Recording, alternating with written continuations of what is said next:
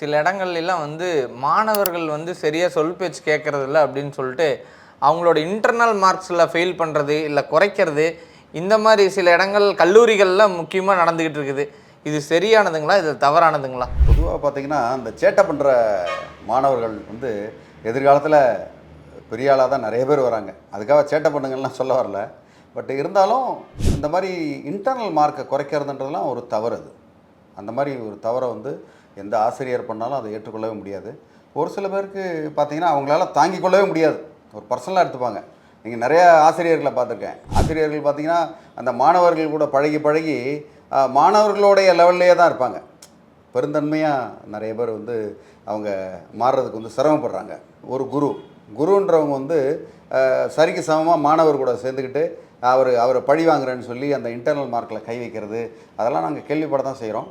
பட்டு நீங்கள் இந்த யூஜிசி சட்டப்படியும் டெக்னிக்கல் எஜுகேஷன் கவுன்சில்னு சொல்லுவோம், அந்த சட்டப்படியும் பார்த்திங்கன்னா அந்த மாதிரி மார்க்கை குறைக்கிறதுக்கு அவங்களுக்கு எந்தவித அதிகாரமும் கிடையாது. அப்படி அவங்க ஏதாவது இன்டர்னல் மார்க்கை குறைச்சாங்க அப்படின்னா தாராளமாக மாணவர்கள் வந்து புகார் செய்ய முடியும். அந்த மாதிரி புகார் பண்ணால் அந்த பர்டிகுலர் அந்த வாத்தியார் மேலே ஒரு நடவடிக்கை வந்து கண்டிப்பாக பாயறதுன்னு வாய்ப்பு இருக்குது. பல நடவடிக்கைகள் நடந்திருக்கு. ஓகே, அதனால் மாணவர்கள் எடுத்தோடனே வாத்தியாரை வந்து நடவடிக்கை எடுத்துருவோம் அப்படின்னா இல்லை. மாணவர்கள் வந்து ஒழுக்கத்தோடையும் நல்ல படிக்கணுன்ற எண்ணத்தோடு இருக்கிறவங்களுக்கு வந்து இந்த பிரச்சனையெல்லாம் வர்றதில்லை. ரொம்ப சேட்டை பண்ணுறவங்களுக்கு தான் அந்த ப்ராப்ளம் வருது.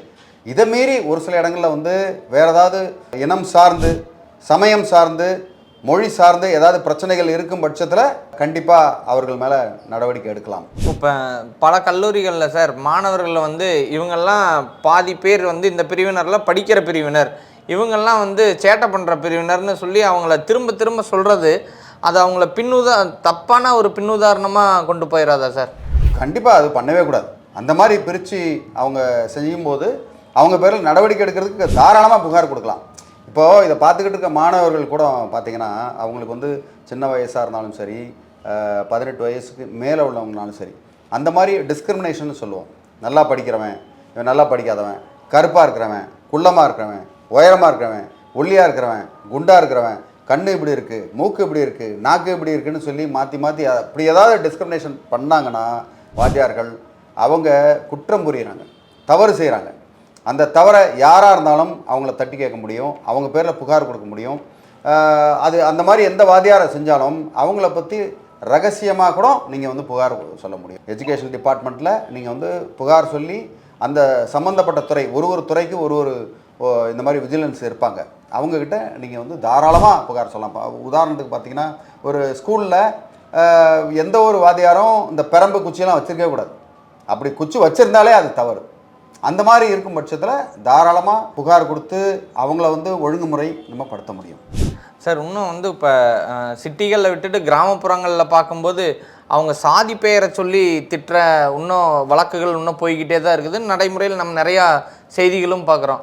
அப்படி இருக்கிறத எங்கே நம்ம வந்து குற்றமாக பதிவு செய்ய முடியும் சார்? கண்டிப்பாக வந்து இந்த மாதிரி இருக்கிறது வந்து ரொம்ப குறைவாயிருச்சு. தமிழ்நாட்டை பொறுத்த வரைக்கும், என்னை பொறுத்த வரைக்கும் நான் குறைவுன்னு தான் சொல்லுவேன். இந்த இடத்துல 1-2 எங்கேயாவது இருக்கலாம். அதுவும் பர்டிகுலர் பார்த்திங்கன்னா எங்கேயாவது ரொம்ப மைனாரிட்டியாக இருக்கிற இடங்களில் வந்து மைனாரிட்டியாக இருக்கிற சமூகத்தினர் அவங்களுக்கு இந்த மாதிரி பாதிப்பு வர்றது இருக்க தான் செய்யுதுன்னு நானும் கேள்விப்படுறேன். பல இடங்கள்லாம் இருக்கவும் செய்யுது. மற்றபடி ஜாதி பெயர் சொல்லி திட்டும் பட்சத்தில் நீங்கள் வந்து இந்த காவல்துறையினர்கிட்ட கண்டிப்பாக புகார் செய்யலாம்.